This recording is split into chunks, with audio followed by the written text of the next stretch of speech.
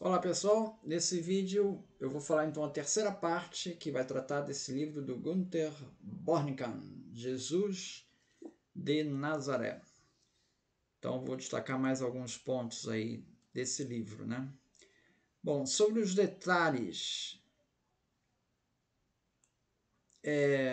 da paixão e morte de Jesus, o Bornemann diz o seguinte: essa visão do modo de tradição entender a história obriga-nos a admitir que sabemos pouca coisa segura, em termos propriamente históricos, sobre este último trecho da história de Jesus, pois não resta a menor dúvida de que, seja em que medida for, a comprovação do anúncio profético não é apenas o aditamento de uma reflexão e interpretação posteriores, mas que ela própria originou a história, de modo que só podemos reconhecer um esboço, a sequência dos eventos históricos, desde a última estada de Jesus em Jerusalém até o seu fim.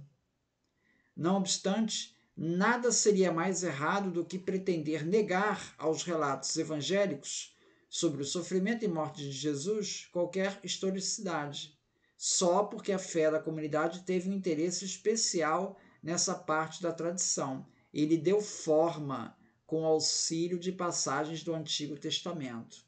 Então, essa forma de narrar esse episódio, remetendo a trechos do Antigo Testamento, como cumprimento de profecias, segundo Bornemann, isso é uma construção posterior.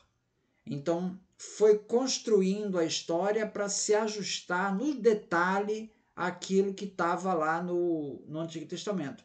Porém, seria um erro imaginar que foi tudo uma construção. Então, essa mistura entre tradição e histórico, o James Dunn, aqui, ele fala sobre isso também. Eu vou depois fazer um outro vídeo falando só sobre esse livro aqui. Aqui ele fala do Günther Bornemann e ele fala o seguinte, ó, praticamente no início de sua obra, ele observa, palavras do Günther Bornemann, não temos uma palavra sequer de Jesus, nem um único relato sobre Jesus, por mais autênticos que possam ser, que não contenham ao mesmo tempo a confissão da comunidade crente ou pelo menos estejam nela inseridas. Em cada camada, portanto, e em cada componente, a tradição dá testemunho da realidade da história de Jesus e da realidade da sua ressurreição. A nossa tarefa, então, consiste em buscar a história no querigma dos evangelhos e nessa história buscar o querigma. Nada poderia ser mais errôneo do que procurar a origem dos evangelhos e das tradições neles reunidas em um interesse histórico separado da fé. Antes, esses evangelhos expressam a confissão: Jesus Cristo, que une o Jesus terrestre e o Cristo da fé. Então, o Cristo da fé permeia os evangelhos. Essa é a mensagem aqui que o Bornemann está falando, né? Bom, sobre Herodes, né, ele só traçando aqui uma questão mais conceitual aqui. O Herodes, a tetrarquia de Herodes é o nome que geralmente se dá ao governo que se criou nos domínios de Herodes o Grande, depois da sua morte em 4 a.C. Então ele deixou no testamento o que pretendia que fosse feito do reino dele, o reino que ele conquistou e governou com mão de ferro. Então, segundo esse testamento, o reino foi dividido então entre 3 dos 4 filhos que ainda eram vivos, né? O Herodes Arquelau, ele será o rei da Judéia, incluindo a Samaria, a Judéia, assim como Jerusalém. O Herodes Antipas seria o tetrarca da Galiléia e uma parte do Jordão Oriental. Então é a parte sob subordinação que Jesus está subordinado, né? É a área da Galiléia. E Filipe seria o tetrarca da Traconítia, Nítida, no Nordeste. Outra questão que ele fala, a questão do Sinédrio, né? Então, se discute se o Sinédrio se encarrega de julgar os conflitos religiosos, se ele teria o direito à pena de morte para punir crimes políticos. Essa questão, segundo ele, o direito à pena de morte para punir crimes políticos estavam reservados a Roma. No entanto, segundo o Bornemann, o Litzmann e o Paul Winter, o Sinédrio podia sim aplicar a pena capital. Última ceia.